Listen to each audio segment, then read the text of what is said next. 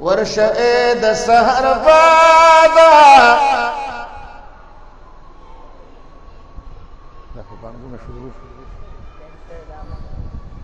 پطرف د جانان او عرض ما صلی سلام کا پا محبوب د سبحان رو ورشه د سحر بابا محمد احمد محمود لا ټول وای صلی الله لک محبت سره وای صلی الله شهنشاه د مرسلانو معشوقی در رب معبود لا حال زما د محبت کرا کا بیان او عرض ما صلی سلام کا محبوب د سبحان رو ورشه د سحر بادا پطرف د جانان رو عرض ما صلی سلام کا محبوب د سبحان رو زخور رب العالمین مدینہ کوئی بغوارم بیا بران شمدلتا کیوزل ورللالم صبح و شام دسوز جارما پسلگو دا ارمان رو او عرض ما صلی سلام کا محبوب د سبحان رو پروزے پوری پیوز دی امیران د پیغمبر دی یو صدیق دویم عمر دے وزیران د جلوگری دی کودی دوانو ہستوتا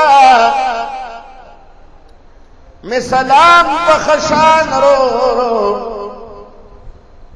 او عرض ما صلی سلام کا محبوب د سبحان رو شہیدان دو خطا ورشه د سحر بادا ورتعل زما سلام کا زما دغ تمنا دا د سلام تحفہ میں پیش کا پعلی عثمان رو او عرض ما صلی سلام کا محبوب د سبحان رو مسکن حافظ الکلام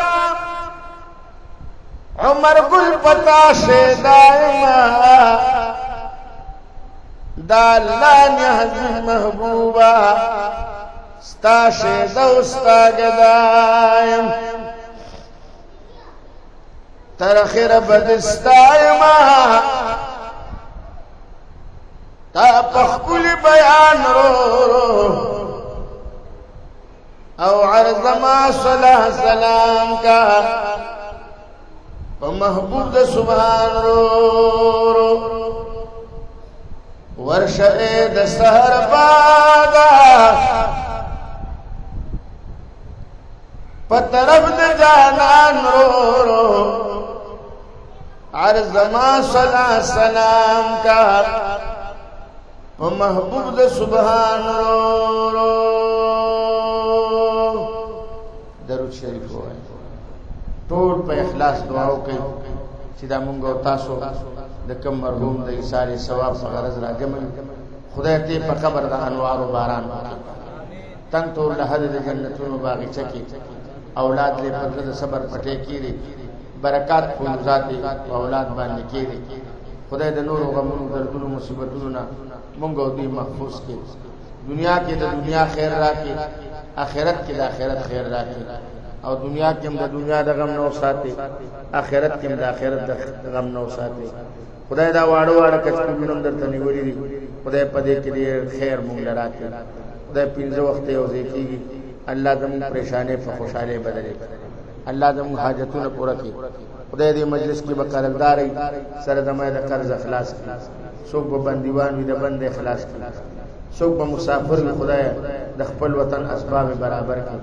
د چا چې اولاد وي خدای دې ورته نیکان صالحان وکړي د چا چې نه خدای ته ورته نیکان صالحان بچي ورکړي ما سره زموږ د ملګری ګرځي دا ډرایور شپه ورځ ما سره یو کړی دته دعا وکړي چې خدای دې د پروردګار کې خیر برکت واچي الله بچی نیکان صالحان کی الله د هر قسم آفات او بلیات له محفوظ کی دا چیاسي ورته خدای په پرادو باندې بدل الله سره ډیر سشتا خدای دې د خپل عظیم دربار نه مونږ او تاسو ټول له خیر راکړي په وخت دن کدن کې دې خدای په جبا او په زبان دا کلمه جاری کړي چې لا اله الا الله محمد